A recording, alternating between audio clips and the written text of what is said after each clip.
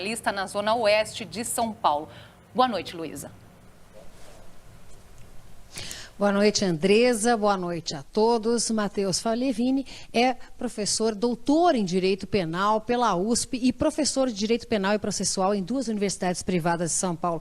A gente estava ouvindo aí todas as ponderações, não é? Doutor Márcio Elias Rosa, doutor Paulo Saldiva. E doutor Saldiva deixou uma questão que justamente eu gostaria de entender. O senhor é a favor do decreto, não é, do presidente, mas isso não vai gerar um aumento da violência e da criminalidade? Boa noite. Boa noite. Então, existem alguns estudos americanos que foram feitos em países que liberaram o porte de armas, que dizem que sim, no começo você tem um aumento do número de crimes, número de homicídios, só que com o tempo esse número tende a se estabilizar, tende a se normalizar e voltar a um parâmetro parecido do que era antes. Então, realmente, no começo a gente vai ter um aumento, vai ter um maior acesso às armas, porém, com o tempo esse número vai tender a se estabilizar e a voltar ao que era, ou até em alguns casos a melhorar por conta do porte de arma.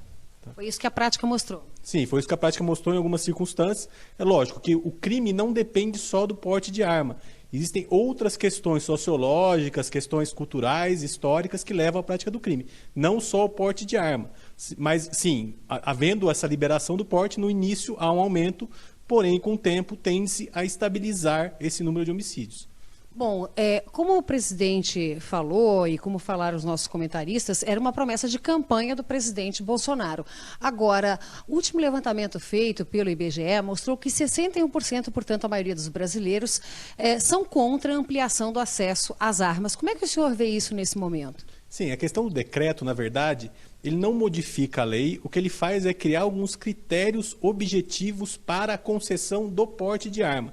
E aqui tem que ver, como foi bem colocado, uma diferença entre a posse da arma e o porte da arma. O que esse decreto faz é delimitar em quais situações será possível se conceder esse porte, né, para a pessoa poder ter a arma, andar com a arma. E, inclusive, o decreto ele traz algum nível maior de segurança jurídica do que havia antes. Antes já havia essa possibilidade, porém demandava uma autorização da Polícia Federal, do delegado, etc. O que esse decreto faz é trazer alguns elementos objetivos para a concessão desse porte de arma, ampliando sim um pouco o rol. É lógico, tem essa questão toda de discussão, se é legal isso, se é constitucional ou não fazer isso por decreto, mas a grande questão é que a lei, né, o Estatuto de Desarmamento, permite que o presidente regulamente essas questões, como o calibre das armas que são permitidas, que são proibidas, que são de uso restrito, e também essa questão de quando será concedido o porte. A própria lei diz que o presidente pode regulamentar isso. Muito obrigada. A gente volta daqui a pouquinho para conversar um pouquinho mais aqui com o doutor Matheus. Andresa, por enquanto é com vocês aí no estúdio. Obrigada, Luísa. Então, até já. Então, eu vou trazer esse mesmo questionamento que a Luísa levou ao doutor Matheus. Ela perguntou se esse decreto aumentaria aí a criminalidade. O doutor Matheus colocou que, a princípio, aumenta e depois diminui. Doutor Matheus. Pois é, o doutor Matheus ele fez uma boa explicação técnica sobre essa questão, não é? E claramente o discurso daqueles que defendem. Eu acho que esse dado que ele coloca, e o doutor Matheus colocou com muita clareza, que é o aumento inicial no número de vítimas ou de atentados, ou de ataques, ou de mau uso da arma de fogo, e depois tende a se reverter, por si só já justifica a não adoção dessa política de expansão da arma de fogo. Na verdade, no Brasil, até 2003, nós tínhamos uma curva ascendente no número de homicídios produzidos por armas de fogo. Com o Estatuto do Desarmamento, houve uma queda significativa e o Brasil ainda ostenta números vergonhosos, né, no cenário mundial. Os Estados Unidos da América, cá entre nós, é o país com maior taxa de homicídios no mundo, e homicídios praticados com armas de fogo. Não serve de referência nenhuma, ao contrário, se formos usar como referência, a gente não adota a política de armamento. O doutor Matheus foi muito transparente e claro nas suas colocações, mas eu tinha essa mesma informação, né, de que toda vez que você aumenta o uso de armas de fogo, no início você tem um aumento da mortalidade seja por acidental ou por violência mesmo. Sabe, André, de morto eu entendo, porque eu sou patologista. Eu nunca vi ninguém voltar. Então, não é uma taxa de inflação que subiu e depois se reverte e recupera. Quem morreu, foi. Então, o que está mais ou menos... por isso que eu torço que isso não aconteça. Vamos deixar claro isso. Eu quero estar errado. Mas, se esse aumento transitório de mortes... num país que já morre tanta gente de tiro, vai levar à perda de vidas. E qual que é a justificativa disso? Nós vamos ainda continuar nesse assunto, agora trazendo um outro recorte aqui numa outra reportagem. A expectativa de que o novo decreto impulsione a venda de armas, o que não aconteceu quando houve a primeira flexibilização apenas para a posse de armas em janeiro. Esta loja de armas funciona há mais de 30 anos em São Paulo e desde a posse do presidente Jair Bolsonaro aumentou o número de atendimentos. São pessoas que chegam tarde em casa, são pessoas que chegam com seus filhos da faculdade, que estão com medo, que sempre tiveram medo, que às vezes não têm a possibilidade de comprar um carro blindado, que é muito caro. Então, as pessoas têm vindo perguntar o que a lei lhe permite no tocante à sua segurança pessoal. Mas as vendas ainda não aumentaram e os custos de ter uma arma legalizada podem ser um dos motivos. Primeiro, é preciso fazer um curso de tiro nível básico, passar por uma avaliação psicológica e por um teste de capacidade técnica com um instrutor credenciado pela Polícia Federal. Depois de aprovado, vem a compra da arma. A mais básica custa em média R$ 3.500. Depois disso, ainda é preciso registrar a arma. O certificado válido por 10 anos custa R$ 90. Por fim, é preciso ainda pagar uma taxa de quase R$ 1.500, que torna o porte de arma válido por 5 anos. Além dos custos, o interessado em portar a arma de fogo tem que atender a outros requisitos, como ter no mínimo 25 anos, residência certa e ocupação lícita, apresentar certidões negativas de antecedentes criminais e comprovar a efetiva necessidade. As pessoas, ao chegar e conhecer a burocracia que existia, né, os valores envolvidos, né, ele acabava desistindo. Né? Além disso, existia também essa possibilidade de um novo decreto, né, e as pessoas acabaram aguardando. Mas eu não tenho a menor dúvida que a partir desse momento vai, obviamente, crescer a procura e crescer a venda de armas no Brasil. Impedir que as pessoas andem armadas evita aquela briga de trânsito que acaba em morte, evita aquele conflito interpessoal, a briga de rua, etc., que alguém saca uma arma e acaba matando a outra pessoa. Colocar mais arma em circulação, aumentar absurdamente o número de munições disponíveis, só gera mais violência. Nós vamos então comprar e manter uma arma custa caro. Então, para quem que vai servir? Para que cidadão vai servir esse decreto, doutor Márcio? Pois é, eu acho que esse é um ponto que precisa ser muito bem explicado. É muito comum as pessoas falarem, olha, o Estatuto do Desarmamento retirou a arma de fogo do homem de bem e a criminalidade continua armada. A criminalidade continua armada porque tem acesso de maneira ilícita, enquanto que, entre aspas, uma expressão que eu não gosto, o homem de bem não faz uso desse artifício, né? E nem deve fazer.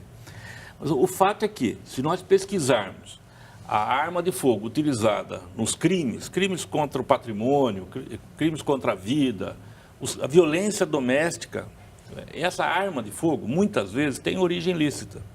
Um estudo aqui de alguns anos do Instituto Sou da Paz com o Ministério Público de São Paulo apurou que de 4.300 armas apreendidas no estado de São Paulo, 50% tinha numeração raspada e 43% ou 44% tinham origem lícita. Ou seja, eram pessoas que tinham comprado e tinham a autorização legal para comprar.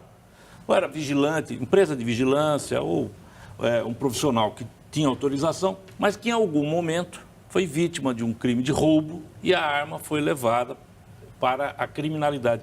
O crime organizado utiliza aquelas armas importadas lá, não é? Contrabando de arma. Nós vimos uma matéria grande, né, de Miami, etc. e tal. Mas a criminalidade não organizada, o ladrão que na rua, que pratica o roubo, que pratica o latrocínio, ele usa muitas vezes a arma de fogo que um dia teve uma posse legítima. Por isso que nós precisamos tomar muito cuidado com esse discurso que facilita. Veja o custo para a aquisição da arma, o custo para a obtenção da licença para portar ou para possuir a arma. Grande parte da população não tem acesso, não terá acesso a essa arma de fogo. Alguns terão acesso, além da criminalidade. Arma de fogo, e aqui eu revelo uma opinião pessoal, arma de fogo só fica bem, se é que fica bem em algum lugar, na mão de policial, não é? E de gente muito treinada. Profissional muito treinado. Fora disso, é um perigo. Pois é, o preparo é uma questão importante também, né? Pois o preparo até psicológico, não é, doutor Saldir? O preparo psicológico, porque a gente vê isso no trânsito, né? Tem gente que se altera, eu não sei, em geral, nós já vivemos num país, só para ter uma ideia, uma comparação, uma das guerras civis mais sangrentas que teve no século passado, foi a Guerra Civil de Angola, que morreram mais ou menos 500 mil pessoas, né, em conflagrações. O Brasil tem isso mais ou menos. O equivalente a uma guerra civil de Angola. Só que é um estado de guerra interno, né? Se aumentar um pouquinho isso, vamos supor que aumente 5%, nós vamos trabalhar com 2.500 mortes a mais. Então, eu acho que esse talvez seja uma promessa de campanha que, se materializar essa tendência de aumento, ela vai ser difícil, um preço muito alto a ser pago. Vamos voltar agora com a Luísa. Ela está com o advogado criminalista Matheus Falivene. Luísa, como nós vimos aqui, não é tão simples esse processo de compra e registro de armas, não é? E nem barato, não é, doutor Matheus? Isso de alguma forma não elitiza o acesso às armas, como também ponderaram os nossos comentaristas, e pode fazer com que não surta o efeito desejado o decreto? Sim, como bem colocaram, o custo de você ter uma arma aqui no Brasil é muito caro. Primeiro porque a arma é cara, né? A arma é cara aqui no Brasil porque a gente tem praticamente um monopólio de uma empresa só, então o custo da arma é muito caro. O custo do treinamento que a pessoa tem que fazer para poder ter a arma, porque não é qualquer pessoa que pode pegar essa arma, que pode ter, ela vai ter que passar por um treinamento, se mostrar preparada para ter esse equipamento, então isso é muito caro também. E também a questão das taxas, de tudo isso que você tem que pagar, tanto para o Exército quanto para a Polícia Federal, né? Você ter uma arma aqui no Brasil pode custar muitos milhares de reais, o que torna impraticável para a grande maioria das pessoas. Até porque aqui no Brasil a gente não tem uma cultura da arma. As pessoas aqui no Brasil não têm essa cultura de ter uma arma em casa, de querer ter, eu quero ter, levar meu filho para atirar. Essa cultura não existe tão forte aqui no Brasil como existe em outros países. Então, por isso, a arma é muito cara aqui no Brasil. Qual seria, então, o efeito prático desse decreto? Olha, entendo eu que o decreto tem um efeito prático muito pequeno, assim como aconteceu com aquele decreto do início do ano que permitiu a posse em novas circunstâncias. Foi um efeito prático muito pequeno, porque ele não revogou o estatuto, não modifica o estatuto de uma forma muito extensa, ele apenas cria alguns critérios mais objetivos para a concessão do porte, e com isso vai ficar um pouco mais fácil, mas não é uma liberação geral, não vai ficar muito mais fácil tirar. Vai ser uma facilitação muito pequena, então acho que o efeito desse decreto ele é muito mais político do que propriamente prático. Muito obrigada pela sua participação no Jornal da Cultura, contamos com o senhor em outras vezes. Andresa, com vocês aí no estúdio.